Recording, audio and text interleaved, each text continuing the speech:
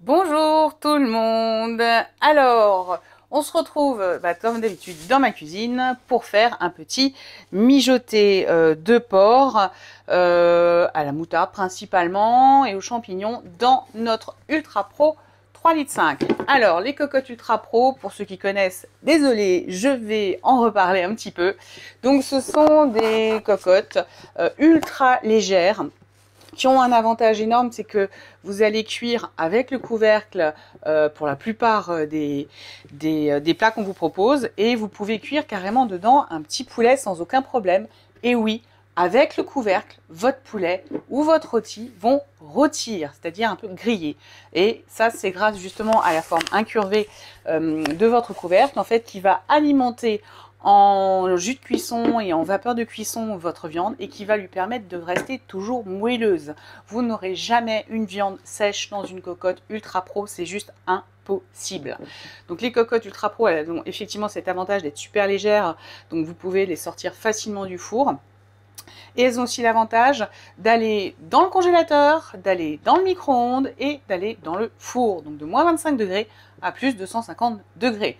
Quand même intéressant quand vous voulez préparer un gratin ou même un poulet ou une viande ou un plat quelconque à l'avance. Vous le mettez au congélateur et vous le ressortez. Vous le laissez tranquillement décongeler et ensuite au four. C'est quand même juste génialissime. Voilà.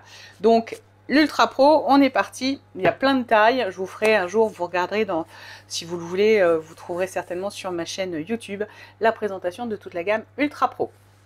Alors, on est parti pour la préparation de notre mijoté. On va simplement commencer par la préparation de nos carottes. Alors, si vous suivez un petit peu mes recettes, que ce soit sur ma chaîne YouTube ou sur ma page Facebook ou en atelier virtuel, vous allez souvent m'entendre parler de ceci, c'est-à-dire les boîtes ventilo frais. Moi, révélation de l'année 2020, la conservation de mes légumes pour les conserver plus longtemps, parce que j'ai tendance toujours à en acheter beaucoup trop alors qu'on n'est que deux à la maison, vous le savez à force, peut-être. Et donc du coup, ça me permet de les garder vachement plus longtemps, d'en acheter moins souvent, d'en jeter moins, même quasiment plus du tout en fait. Je ne jette plus du tout de légumes depuis que je les ai. Et il existe également la version avec le couvercle bleu qui est pour les poissons et les viandes pour éviter qu'ils baignent dans leur jus. Donc moi en général, la première chose que je fais quand je rentre de mes courses, je déballe tout et je mets tout dans mes boîtes ventilo frais. Donc n'hésitez pas à aller regarder sur internet, sur notre catalogue, sur le site Tupperware, toute la gamme qui est actuellement à la vente et de guetter les promotions parce que celui-là n'est pas forcément au catalogue mais il peut sortir n'importe quand. Voilà, donc n'hésitez pas à venir vers moi si vous voulez des infos, lestubedenanou@gmail.com et je vous donnerai toutes les infos que vous voulez. Voilà, allez, j'ai assez parlé, on va cuisiner maintenant. Oui, je suis désolée, mais moi, quand je suis fan d'un produit, je suis obligée de le dire. C'est comme ça. Alors, la raison pour laquelle la conservation, elle va être plus longue, c'est parce que vous avez ici un clapet qui va vous permettre d'ouvrir plus ou moins grand l'aération de votre boîte en fonction des légumes. Vous avez ici toutes les catégories de légumes avec l'ouverture de clapet qui est recommandée et ça vous permet effectivement de les conserver plus longtemps. Et ce qu'il faut surtout faire, c'est à chaque fois que vous l'utilisez, que vous prenez des légumes dedans, nettoyez bien votre couvercle parce qu'il y a de la condensation. Donc enlevez l'humidité qu'il y a sur votre couvercle. Allez, en mode épluchage de carottes. Allez, ça va aller. J'en mets encore une petite. Allez, j'en remets encore une petite. C'est bon les légumes. Puis les carottes, ça rend aimable. Alors, pour éplucher les carottes, moi aujourd'hui, je vais me servir de mon Clic-Série. Clic-Série, comme il était dehors, je l'ai utilisé récemment pour faire un potimarron avec la grande lame. Donc c'est un manchon et 3 lames différentes. Donc la grande lame pour les légumes à pâte dure ou le fromage. L'éternel 2 en 1, donc une lame lisse, une lame striée pour les pâtes molles. Et le vertical qu'en général j'utilise pour éplucher des fruits comme les poires ou les pommes. Et bien là, moi je vais prendre la lame lisse de l'éplucheur horizontal 2 en 1 pour faire mes carottes. Alors, les lames de nos éplucheurs sont très efficaces. C'est comme les couteaux, les couteaux sont vendus avec le fourreau. Leur fourreau, c'est vraiment pas pour rien. Il faut faire très attention. Je vous avoue que je me suis déjà coupé un ongle avec une lame d'éplucheur parce que je tenais mal ma carotte. Donc voilà, et je suis allée un peu trop vite dans la précipitation. Donc ils sont vraiment super efficaces. Par exemple, pour le butternut, moi qui ai toujours galéré hein, à éplucher au couteau un butternut, quand j'ai découvert la grande lame du Clic Série, mais une révolution quoi, ça s'épluche, le potimarron, le butternut, ça s'épluche absolument tout seul. Bon, je vais vous épargner l'épluchage de toutes les carottes et je reviens tout de suite une fois qu'elles sont prêtes. À tout de suite. Ça y est, mes carottes sont épluchées. Je les ai juste coupées en gros tronçons. Je ne les ai pas coupées en rondelles ni quoi que ce soit. Là, je vais me débarrasser de mes épluchures directement dans mon collecteur avant que ça n'aille. D'ailleurs, il est plein, donc ça va aller au compost. Et on va mettre nos carottes dans le fond de notre Ultra Pro. Hop, ça sont rangés.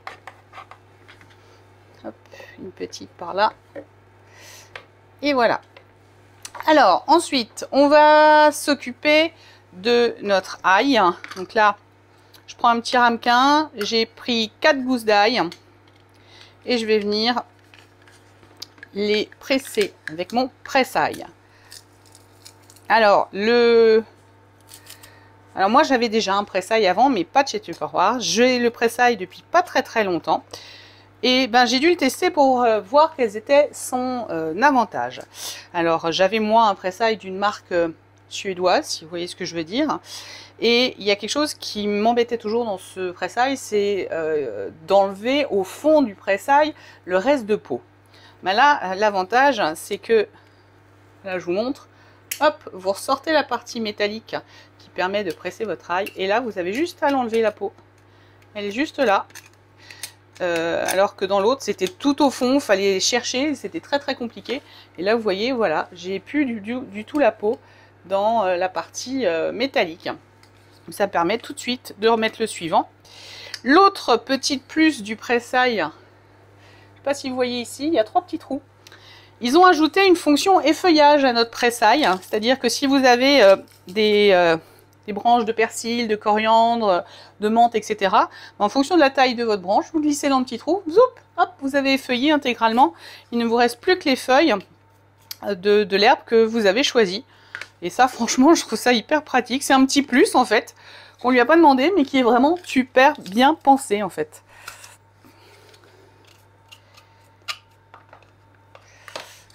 Allez, la 4e gousse.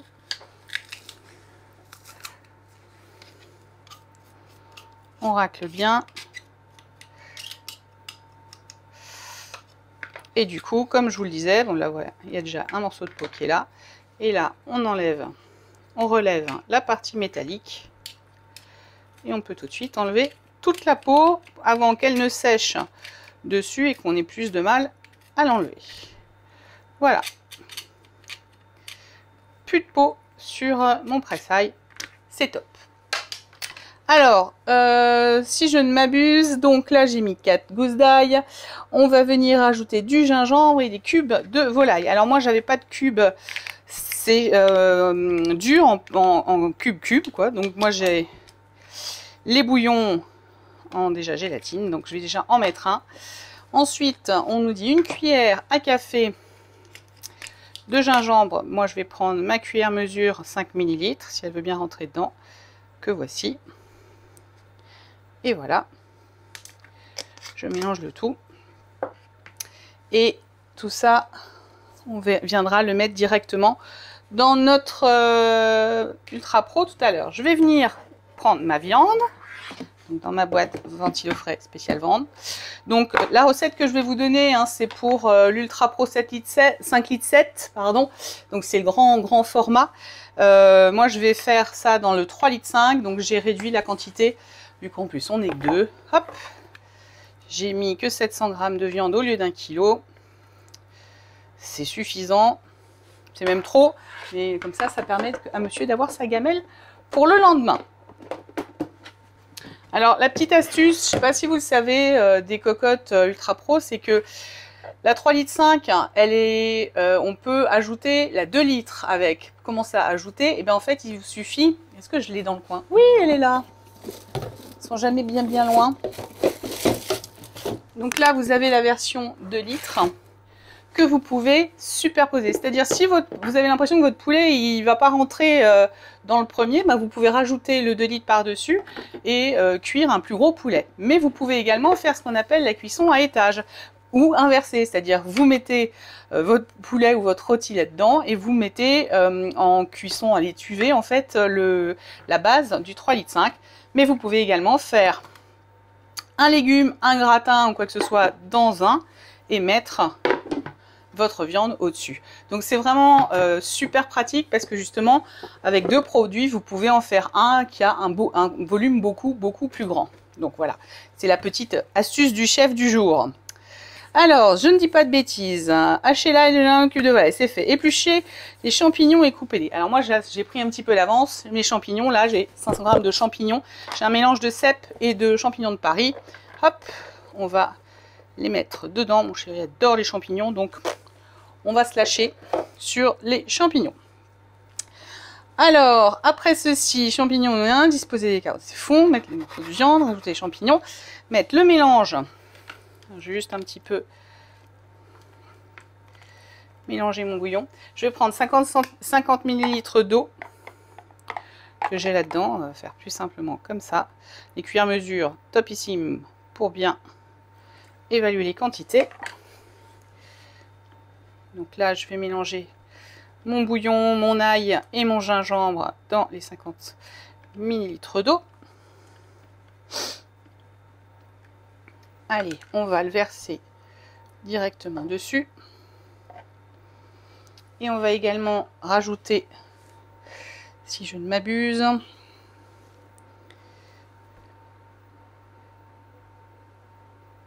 non, la crème fraîche, c'est après la cuisson. Donc, dans l'état, il faut savoir que la viande va également rendre de l'eau, que l'eau ne va pas s'évaporer grâce au couvercle. On va enfourner ça pendant 1h20 à 180 degrés et on va ensuite venir rajouter la crème et rajouter 10 minutes de cuisson. Vous voyez, simple, efficace. Et dans la crème, je mettrai également un pot de moutarde. Alors moi, j'ai pris une moutarde aromatisée au cèpe. Donc si vous avez ça, tant mieux. Sinon, si vous aimez la moutarde, vous mettez juste de la moutarde ou de la moutarde à l'ancienne. Voilà. On se retrouve tout à l'heure. Voilà, j'avais perdu un peu le fil. Allez, je vous souhaite un bon appétit si vous passez à table. Ou sinon, on se retrouve après la cuisson. Ciao. Me voici de retour. Donc on a à peu près 1h20 qui viennent de s'écouler. Regardez ce que j'ai fait cuire en même temps que un bon petit pain en cocotte dans mon Ultra Pro 2 litres. Donc, je fais un bon petit pain nordique. Je fais mon pain quasiment tous les 2 jours dans mes Ultra Pro. D'habitude, c'est dans le format terrine 1,8 litre. Là, comme j'ai suivi une recette où il y avait un peu plus de farine, je l'ai mis dans le 2 litres. On va se régaler. Et là, maintenant, c'est l'heure de voir où en est notre mijoté. Alors, comme je vous l'avais dit, il a rendu de l'eau. Hein. Notre viande a bien rendu de l'eau, nos champignons aussi. Nos carottes. Donc là, je viens mélanger un petit peu. Et on va venir y ajouter simplement notre moutarde. Et là, je vais y mettre l'intégralité de mon pot de moutarde au cèpe.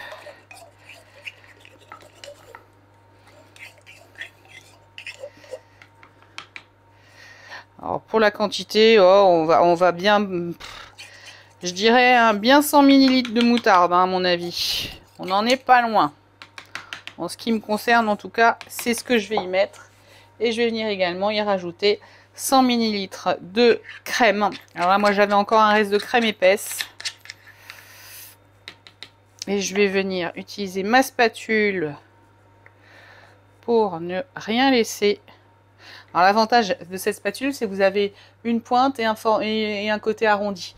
Donc vous pouvez aller dans tous les coins que vous avez, quel que soit l'ustensile que vous utilisez. Et ça, franchement, c'est juste idéal. Et je reprends ma cuillère pour mélanger.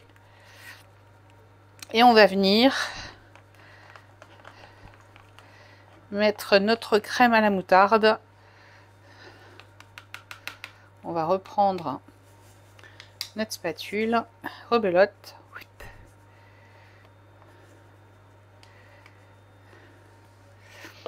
on va venir mélanger tout ça. Donc je vous préviens, sa boîte du plastique, c'est très très très très chaud. Ne l'oubliez pas. Et on va remettre une bonne dizaine de minutes en cuisson pour faire épaissir le tout. Et voilà, allez, c'est reparti pour 10 minutes de plus. Et ben, je vous ferai une belle photo à la sortie du four.